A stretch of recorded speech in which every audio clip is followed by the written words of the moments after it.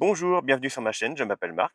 Aujourd'hui, je vais vous présenter un support de téléphone charge QI sans fil pour véhicule, donc à poser soit sur pare-brise, soit sur le tableau de bord. C'est juste parce que moi, j'ai particulièrement bien aimé ce produit, je vous le présente. Après, je vous mets un lien dans la description. Je ne suis pas sponsorisé, comme je le dis à la fin, mais j'ai trouvé vraiment ce produit bien. C'est ma première vidéo, soyez indulgents. Je sais pas si le son est vraiment bon ou pas. J'utilise, en fait un micro DJI sans fil, que je viens d'avoir il y a pas longtemps avec une capsule Sennheiser. Je me demande si le son est pas trop aigu, peut-être. Vous pouvez me le dire dans les commentaires si vous voulez, il y a pas de souci. Le son n'est pas du tout retouché, hein, c'est directement un récepteur branché sur le téléphone avec un port USB-C. Comme quoi, un mauvais cadrage. Bah, le voici mon récepteur DJI Mic 2 avec la capsule Sennheiser. Voici un support de téléphone portable à mettre sur un tableau de bord de voiture ou directement sur le pare-brise en fonction de la configuration souhaitée.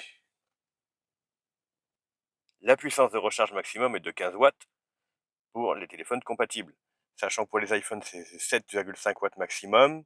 Pour certains téléphones Android comme les Samsung c'est 10 watts et pour certains LG et autres marques ça peut être du 15 watts.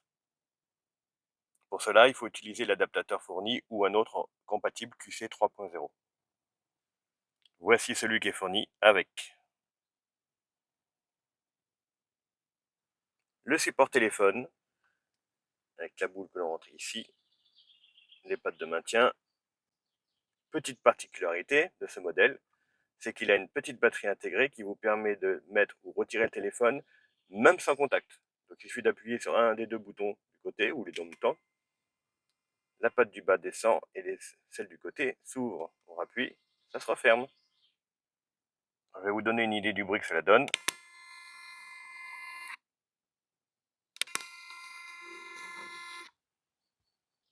Je trouve que ça reste particulièrement silencieux, ça fait pas trop de bruit.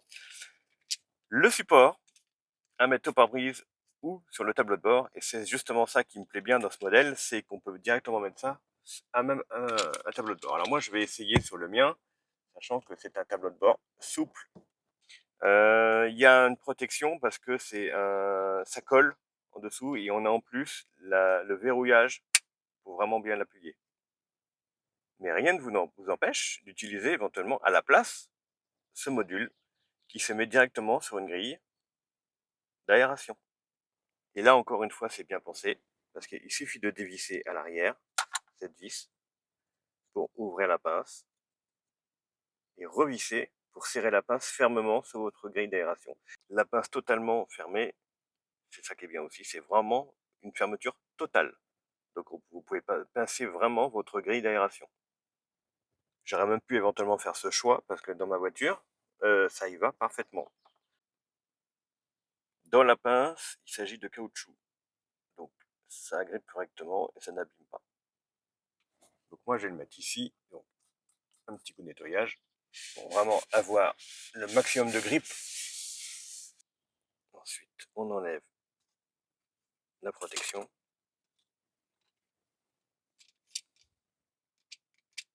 Ah oui, là c'est bien collant. Voilà, donc je la mets dessus. Donc là déjà, même comme ça, donc je peux le tourner mais je peux déjà plus l'enlever, tellement ça colle bien. Ensuite on choisit le bon endroit, plus ou moins à droite, à gauche, et on appuie ici. Et là c'est totalement bloqué. Il y a possibilité, il faut dévisser là, de régler la hauteur, c'est par cran, comme vous voulez, jusqu'à l'autre côté. Donc on va dire ici, c'est vite serré. Là, ça bouge plus. Et on peut plus ou moins avancer la boule, la fixation. Alors là, c'est glissant. Il y a juste à déterminer la hauteur que vous désirez et de serrer. Le système est totalement fixe. On va maintenant fixer la partie finale. Donc, il faut dévisser le support de boule et l'enclipser dedans. Bon, je vais d'abord brancher, je pense, le câble USB-C pour que ça soit plus pratique. Je l'ai branché, il est passé au violet, maintenant il est passé au rouge. Donc on voit bien qu'il est alimenté. C'est pour ça que le support est transparent. Donc maintenant, je le mets là-dessus. Une fois mis, on détermine l'inclinaison et ensuite on visse pour bloquer l'ensemble. Voilà.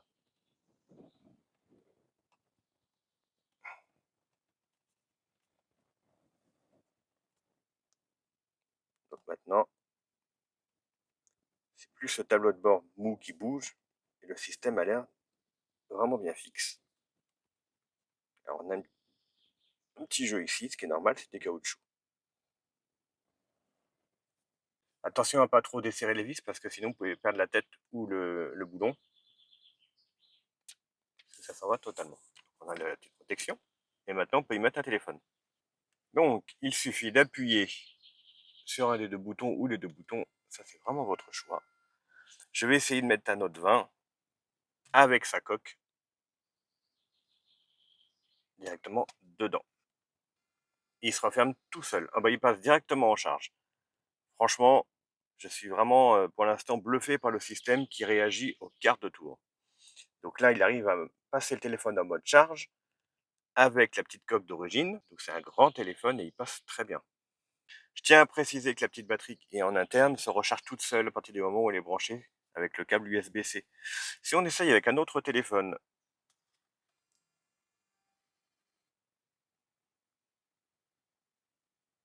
et là, ça fonctionne tout de suite aussi. C'est un Google Pixel 8a. Donc si vous en avez un, vous savez qu'il est parfaitement compatible. Alors évidemment, rien ne vous empêche de mettre le téléphone en mode horizontal. Moi, ça se prête pas trop à ma voiture vu l'emplacement que j'ai choisi, mais c'est une possibilité. Hein. De toute façon, il suffit de desserrer la petite boule qui est à l'arrière, là, et vous tournez la base, sans problème. La couleur du support de charge change en fonction de la vitesse.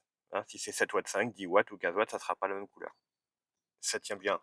Alors évidemment, ça bouge un petit peu, c'est normal, hein, mais faut pas non plus taper, faut pas taper dessus comme une brute. Faut vraiment y aller normalement.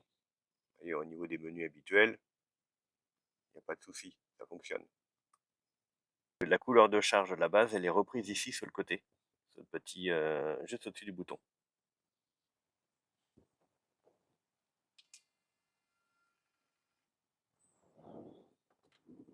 Là, donc on a basculé en rouge, il n'y a plus de charge.